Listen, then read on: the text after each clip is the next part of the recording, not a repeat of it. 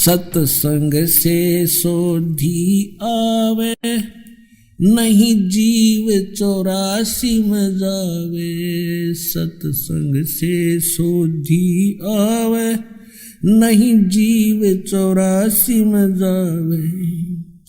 अब मेटो द्वेष और राग, हो राग या उम्र बतेरी जाली। अब मेटो द्वेष और राग, हो राग या उम्र बतेरी जाली।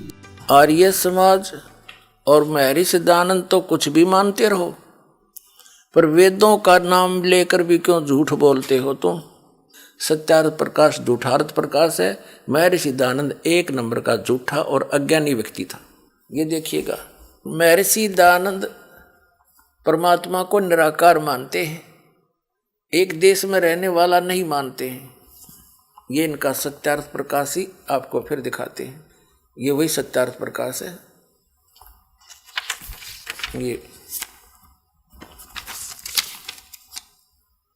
ये वही है।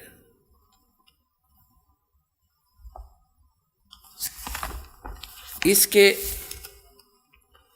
154 पृष्ठ पर 7वें समोल्लास में 154 पृष्ठ पर यहां देखना। किसी ने प्रश्न किया, ईश्वर साकार है व निराकार? महर्षि सिद्धानंद कहते हैं निराकार। ठीक।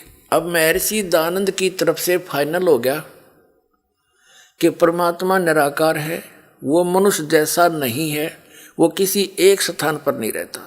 और सत्यार्थ प्रकाश इसका सत्यानाश प्रकाश है। और एक हर्ष की बात है, खुशी की बात है कि महर्षि सिद्धानंद जी वेदों को सत्य मानते हैं और कहते हैं, लिखा है उन्होंने कि वेद में जो लिखा हमें स्वीकार्य है और वेद के विरुद्ध हम किसी की बात को नहीं मानेंगे। अब आपको फिर दिखाते हैं वेदों में परमात्मा कैसा है, देखिएगा। अब सत्यार्थ प्रकाश रख दिया, ऋग्वेद हमने फिर ले लिया। ये है ऋग्वेद, प्रकाशक हैं सार्वदेशी कार्य प्रतिनिधि सभा, महर्षि सिद्धानंद भवन, रामलीला मैदान, नई दिल्ली से। ये अनुवादक हैं आर्य भाषा भाष्य। मुद्रक के Prince offset printers 1510 Pataudi house, Triyaganj, New Delhi से। ये तो हम पहले पढ़ चुके हैं। ऋग्वेद मंडल नंबर 9 82 के 1 में स्पष्ट हो चुका है कि सर्वोत्पादक प्रभु, प्रकाश स्वरूप, सद्गुणों की वृष्टि करने वाला, पापों के हरण करने वाला, व राजा के समान है। 269 पे है ये और 270 पे। राजा के समान दर्शन ये है, देखने में राजा के समान मनुष्य दृश्य है, और वो पृथ्वी आदि लोक लोकांतरों के चारों ओर शब्दमान हो रहा है। वह वर्णीय पुरुष को जो दृढ़ भक्त है उसको पवित्र करता हुआ प्राप्त होता है, जिस प्रकार विद्युत सने वाले स्थानों को आधार बनाकर प्राप्त होता है। ठीक है। और वो उद्देश्य क्या लेकर आता है? ये ऋग्वेद मंडल नंबर 9 सूक्त 82 का मंत्र 2। ये परमात्मा उपदेश करने की इच्छा से, यानी सच्चा ज्ञान देने के उद्देश्य से आप महापुरुषों को प्राप्त होते हो, और आप अत्यंत गतिशील पदार्थ के समान हमारे अध्यात्म यज्ञ को प्राप्त होते हो। आप कबीर देव हैं, कबीर साहब हैं, कबीर अल्लाह हैं, शुद्ध स्वरूप हैं। हमारे पापों को दूर करके हे सोम आप हमको सुख दें। अब इससे क्या सिद्ध हो गया कि परमात्मा बिजली जैसी गति से अति शीघ्र यहाँ आ जाता है। अगर सर्वव्यापक होता तो फिर गतिकरण की क्या आवश्यकता थी। अब फिर आते हम ऋग्वेद मंडल नंबर 9 सूक्त 86 के और मंत्र नंबर 26 में। यह हमने पढ़ लिया पहले आप जी ने। और यहाँ अब हम सिद्ध करते हैं कि परमात्मा एक स्थान पर रहता है। ऋग्वेद मंडल नंबर 9 सूक्त 86 86 का मंत्र 27। जो परमात्मा ध्युलोक के तीसरे पृष्ठ पर विराजमान है वहाँ रहता है, यानी तीसरे पृष्ठ पर सतलोक के जो तीसरा पोर्शन है सबसे ऊपर वहाँ रहता है। और एक और दिखाते हैं इसी ऋग्वेद के कति कंसेप्ट क्लियर हो जाएगा आपका। ये देखिएगा, ऋग्वेद मंडल नंबर 9 सूक्त 54 चम्मन का और मंत्र नंबर 3। ये क्या लिखा है कि सूर्य के समान जगत प्रेरक यह परमात्मा सोम स्वभाव वाला और जगत प्रकाशक है और सब लोकों को पवित्र करता हुआ भुवनोपरि तिष्ठति संपूर्ण ब्रह्मांडों के ऊर्ध्व माने ऊपर भाग में वर्तमान है। इन्होंने वर्तमान लिख दिया, वहां लिखना था विराजमान है, वहां बैठा है। तिष्ठति माने बैठा है।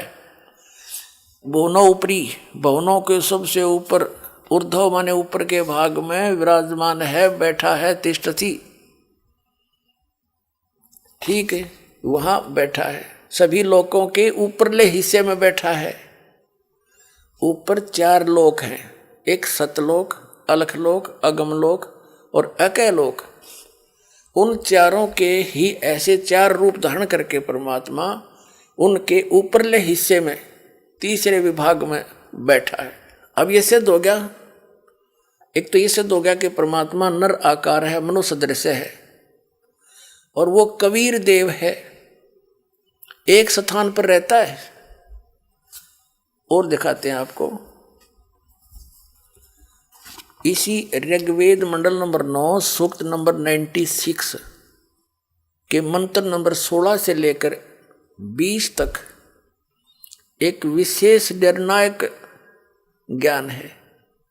उसमें क्या लिखा है, आप ही प्रश्न किया है, उसमें प्रश्न किया है। देखिएगा, ऋग्वेद मंडल नंबर 9 सूक्त 96 है, 96 16। ए परमात्मन सर्वोपरि रहस्य श्रेष्ठ नाम, ये नाम है संस्कृत में।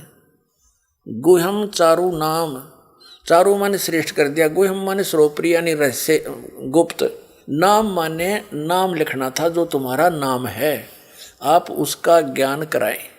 आपका जो वास्तविक ज्ञान है, गुप्त से गुप्त जो नाम है, आप उसका ज्ञान कराएं। अब वो बताइए कौन सा नाम आपका।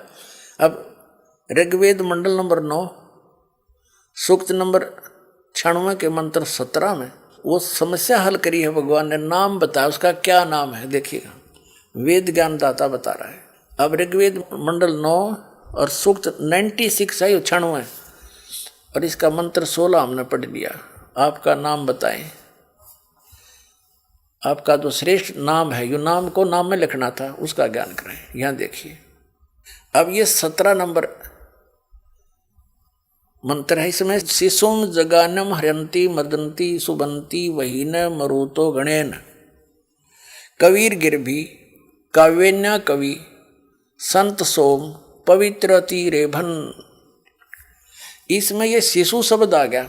अब ये शिशु शब्द यहाँ कैसे है, इसका परमात्मा ने कहा था कि वेद मेरा भेद है और मैं ना वेदन के माही और जौन वेद से मैं मिलूं, ये वेद जानते नहीं। अब यहां है कि शिशु रूप धारण करके जब वो परमात्मा प्रकट होता है, 3 स्थिति से हमारी संभाल करता है। एक स्थिति में परमात्मा ध्रुवलोक के तीसरे पृष्ठ पर एक राजा के समान सिंहासन के ऊपर विराजमान है। उसके शरीर से करोड़ सूर्य मिला दे, करोड़ चंद्रमा, एक रोमकूप में इतना प्रकाश है। और दूसरी स्थिति में वो प्रत्येक युग में एक लीला करते हैं, वहां से गति करके आते हैं, शिशु रूप धारण करके एक कमल के फूल के ऊपर सरोवर में, तालाब में प्रकट होते हैं। वहां से निसंतान दंपति उनको उठा ले जाते हैं और फिर उस नवजात शिशु के रूप में प्रकट परमात्मा की परवरिश की लीला कंवारी गायों से होती है। और वो लीला की किसने है, और उसका वेदों में भी प्रमाण है। जिस परमात्मा ने यह लीला कर रखी है तो परमात्मा के समझने में देर नहीं लगे। जो वेदों को सत्य मानते हैं उनके लिए वेद सही है, हम भी मानते हैं। और वेदों में जो लीला है भगवान की, जिस भगवान ने वह की है तो ही इज गॉड, वह है परमात्मा। वो समझने में देर ना लगे। दुर्ग्राही हठी व्यक्ति ईर्षावश ना माने तो उसका दुर्भाग्य ही होगा। इसमें मान बढ़ाई नहीं, आत्म कल्याण आधार होना चाहिए।